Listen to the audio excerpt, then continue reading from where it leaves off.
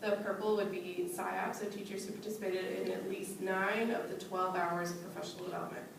The red group is teachers who were in the TESOL endorsement program, and the green group is a control group of teachers who participated in neither.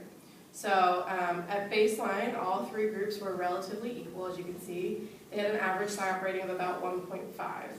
So the SIOP protocol does measure effective instructional strategies in general. So we saw that there was about a 1.5 overall already existing in the schools that we were observing, and we wanted to see that increase to about 3. That's our goal over the next 5 years. So between baseline and spring of 2014 was when the professional development and TESOL courses were implemented. So that's sort of the first point where they're in spring 2014 where we see a change. So as you can see, the SIOP and TESOL teachers had an immediate improvement, jumped right up to close to a 2.5 on the scale 0 to 4, where the control group stayed very steady. So they did not improve in their instructional strategies in that time. Between spring 2014 and fall of 2014, we also implemented those job-embedded supports. So now we have professional learning communities and demonstration classrooms in several of the schools in both districts. So we saw the control group also improve in their implementation of SIOP, because even though they didn't receive the direct professional development, those job-embedded supports were creating a culture that promoted effective strategies for ELLs overall. We were very happy to see that growth. As you can see, the SIOP and TESOL groups are still have an increasing trend, although TESOL is increasing at a higher rate because they are still actively taking courses, many of them. So we're very pleased with these outcomes, and over the next 4 years, we hope to see it increase, close to 3 out of 4. So as for student level data, we just analyzed this week. It's exciting. So we're looking at, the blue bars represent the 2013 to 2014 school year, and the orange bars represent the current school year. So this is the ROI data. In the 4th grade, for instance, last year, from fall to winter, approximately 42 students per grade level per school were meeting ROI, the needed ROI to improve at the rate they should be improving. This year, over 60, close to 65 students per grade level per school were meeting that same rate of improvement. So that's a huge jump. We see a similar jump in 5th grade, 6th grade saw a great improvement. 7th grade is our one grade that we did not see this improvement. And I do think of one factor in that is in 7th grade, you are expected to improve by a much higher amount in your oral reading fluency. So if you look up the standardized ROI data on AimsWeb, they're expected to improve more than twice their reading ability from fall to winter in 7th grade. It's sort of that transition from the basic skill into more of a generalization skill. 8th through 12th grades, it's also important to know that we have many less students who are identified as limited English proficient in those grades. Most of them have been in our school system for long enough now that they're speaking English pretty well. So by 12th grade, an average of about 5 students meeting ROI this year really is a majority of the population of ELLs. We have less students at higher grades who are still learning English. As for student academic engagement, I think this is a really interesting graph and kind of hard to read at first, so hopefully I'll do a good job of explaining it. But the gray columns are before professional development was implemented. So as you can see, there were already varying levels of student engagement based on the group. SIOP and TESOL groups were both fairly high engaged, getting close to 90%, which would be our goal. The control group was much lower, below 80%. So once the professional development was implemented, the green bar shows that SIOP and TESOL groups were able to maintain their level of academic engagement. And interestingly, we collected that data in the last 2 weeks of the school year. So we expected it to go down, actually, and we're pleased to see it stay steady.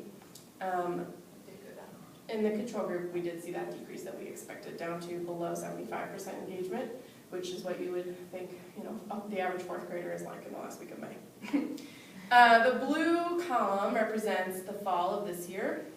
So this is now, we're at least 6 months after professional development has been implemented.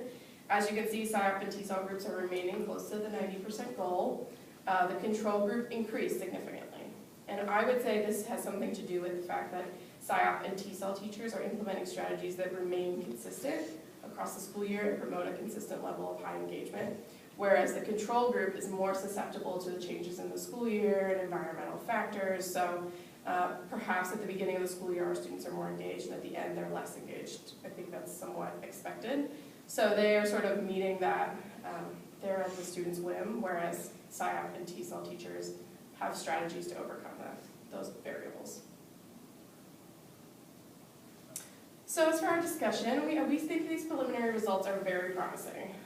Teacher use of effective instructional strategies is increasing as a result of our PD and TESOL courses. One big takeaway that I think is important for all districts is that the SIOP form, which is an actual form that you can purchase from Pearson, is a useful measurement tool. It applies to teachers who took the TESOL courses who were not directly taught SIOP strategies, because it really is just effective instructional strategies overall. We found it to be very useful too for students with disabilities. So it was a good tool to use, and it did measure well whether teachers were implementing these strategies, whether or not they took the SIOP courses. The systems level intervention also shows us there's been a change in district culture overall. And we're very pleased with that. We can see that the baseline group of teachers are improving in their implementation of highly effective instructional strategies as well. So that's what we want to see eventually, that district-wide we have made a significant change by targeting a core group of teachers that then trickles down to all teachers, who are working with all students. As for our student outcomes, our oral reading fluency data show a significant increase in the number of students. We're really pleased with that data. We're expecting that to improve, and hopefully over the next 4 years we'll see a great change even on our standardized testing of our ELL students.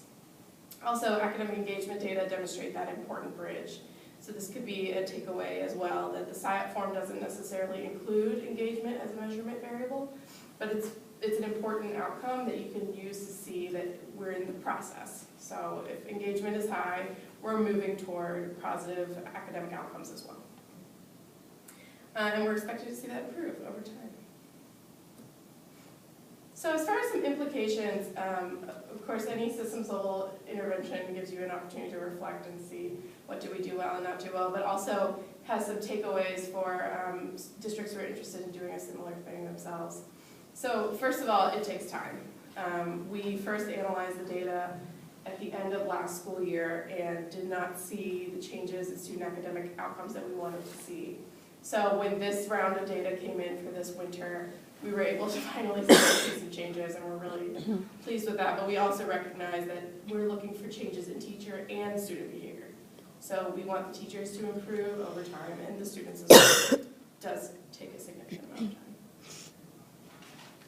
Systems level change also requires ongoing efforts to promote positive changes. So we were kind of joking beforehand that drive-through PD doesn't really work, and yet that's what we're doing for you right now. So hopefully, we're all above that maybe. But we really found that those embedded efforts, such as the professional learning communities, demonstration classrooms that other teachers could attend, those were things that had the most significant impact district-wide. So once we implemented those job embedded supports, all teachers were able to improve. It was great. And providing for the basics, modeling feedback, and time to discuss learning with their peers, so collaborative opportunities. Systems level change also requires adequate planning for implementation and evaluation. I think that's a key takeaway that we have from this project. It's really hard to evaluate the outcomes of this giant type of project if you don't have a good plan for data collection and analysis at the beginning.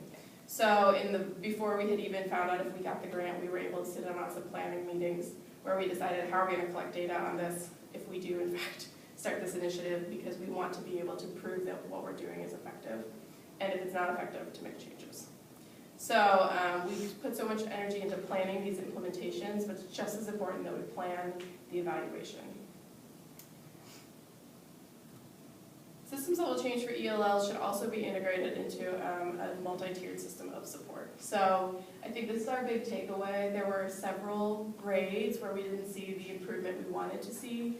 There are schools where we haven't seen the improvement we wanted to see, that when you disaggregate from the general data, you can see, oh, this school isn't actually improving. A lot of that has to do with the fact that this is a Tier 1 intervention. So it's really important for us that over the next 4 years, we also take a closer look at how our Tier 2 and Tier 3 efforts can be ramped up to help all students be successful.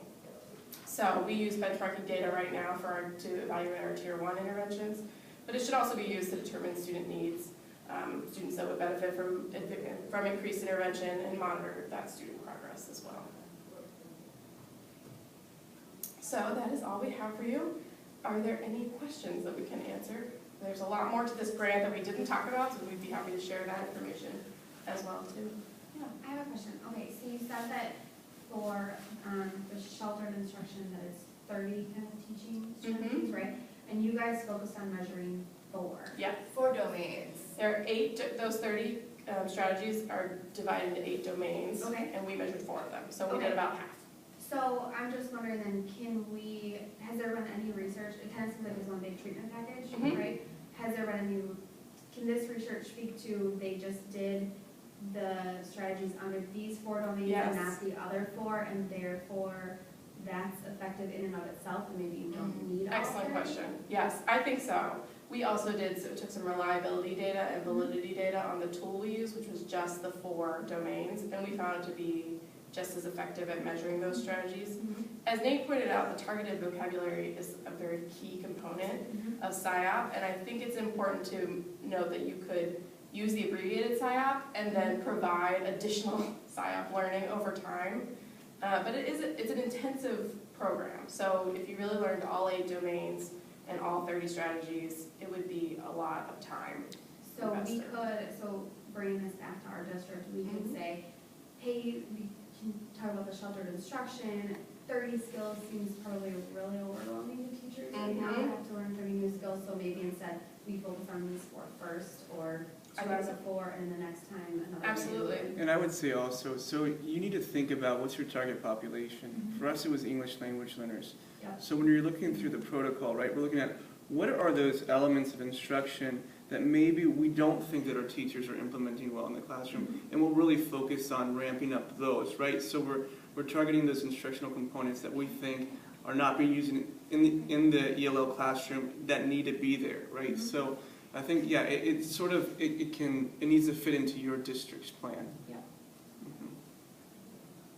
Yeah. I might have just missed it when you said it. When you were looking at the benchmarking Mhm. information, was that just the ELL kids or was that kids across the board? Yeah, I didn't make that point, actually, that's great. Yes, it was just ELL students, and it was all ELL students in the district, whether or not they had a teacher who took the professional development or not. Are you gonna tease that out and compare like the kids just in the, That's our hope. T7. That's kind of one of our takeaways on the data, Yeah. that we didn't plan for how are we going to identify those students. The way the district does their AIMSWeb system, students you either look at all the students or you look at all the ELL students by grade. So to really pull it apart requires a lot of, And just from an insights group, one of the issues that we had was sort of the sustainability of assessment at the district-wide level because, ideally I think that you would want the teachers to be collecting their own data. But what we have are assessment teams that have to go into these individual schools and collect this all themselves, which is a very large task as far as like collecting the data and then entering the data into the system and then disseminating the data in a timely fashion. So I think that if we were able to go back and reevaluate what we're doing, we would have trained the teachers themselves to be collecting these data and then having them input that obviously in a timely manner and have that affect their instruction, right? So that would be something that we could certainly improve on. for sure. I'm sorry, I had like 2 more questions. That's cool. One, the EL, I take it they were also getting pull-out service? The majority of them, those who were LEP were getting pull-out services, so. Alright, and did, for the ELL instruction specifically, did anything in that instruction change while the teachers were, they was the same they'd always been getting and then just? Correct. So their content area teachers were the one who received the intervention. Their ESL teachers were not necessarily So this was a impacted by total this. tier 1. Mhm. Yeah. And then my second question was if you noticed any big differences between your 2 schools that you used, because they're very Yes. different. Correct, we did notice. The biggest difference is in CPS, there's such a variety of types of schools, types of teachers. In Princeton, there are clear schools that have the ELL students where there are schools that have 0. So in Princeton, we had more buy-in, I think, because the teachers saw a greater need. I know currently in their highest ELL population school, every single one of their kindergartners does not speak English. So they're highly motivated